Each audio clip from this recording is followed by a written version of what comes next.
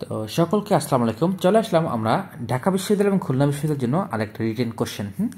তা আমি আলিফ স্যার, তোমার সচরাচর দেখো আমি ম্যাথ ফিজিক্স পড়াই, কিন্তু আজকে আমি তোমাদের বায়োলজি একটা রিটেন ক্লাস নেব। হ্যাঁ, তো এই কোশ্চেনটা খুব আসতে পারে, আমার কাছে মনে হচ্ছে কোশ্চেনটা অনেক ইম্পর্টেন্ট। যে মানুষের হৃৎপিণ্ড এবং রুই মাছের হৃৎপিণ্ডের মধ্যে 5টি পার্থক্য দেখো। যখন তোমাকে রিটেনে 5টি পার্থক্য বলবে, তোমাকে 5টি পার্থক্যই লিখতে হবে। যখন 4টি পার্থক্য বলবে 4টি লিখতে হবে, কম লেখা যাবে না, বেশি লেখা যাবে না।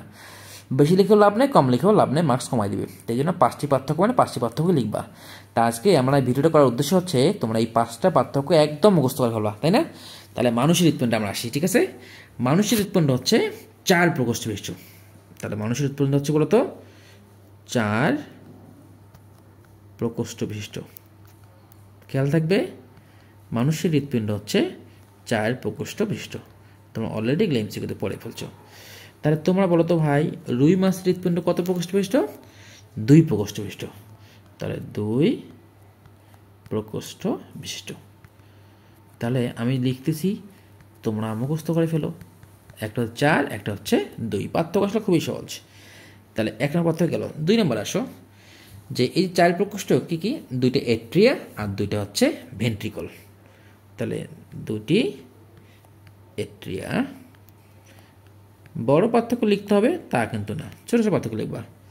ও 2টি ভেন্ট্রিকল। ভেন্ট্রিকল ভিডিও ছোটো করার জন্য দ্রুত লিখবো। হ্যাঁ, লেখা একটু খারাপ হবে।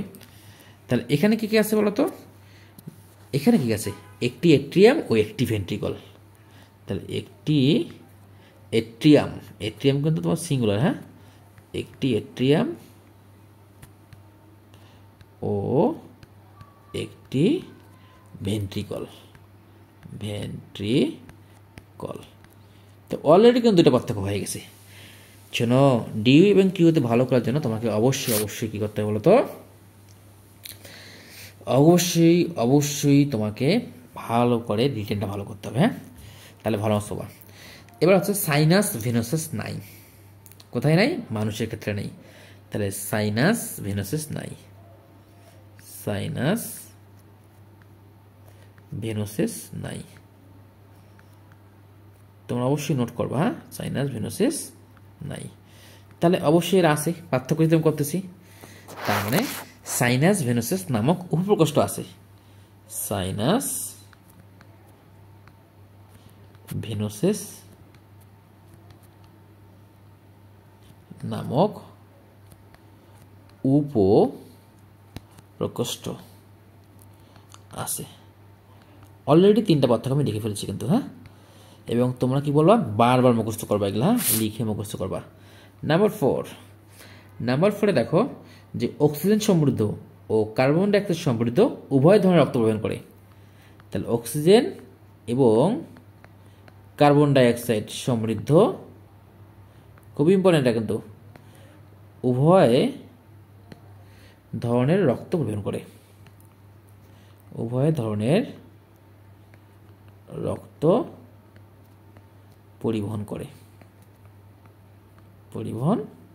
করে। বায়োলজি কোনো তেনা পাশা বানান ডিরেক্ট মুখস্থ করবা কিন্তু। হ্যাঁ, প্রেশার নিবা না।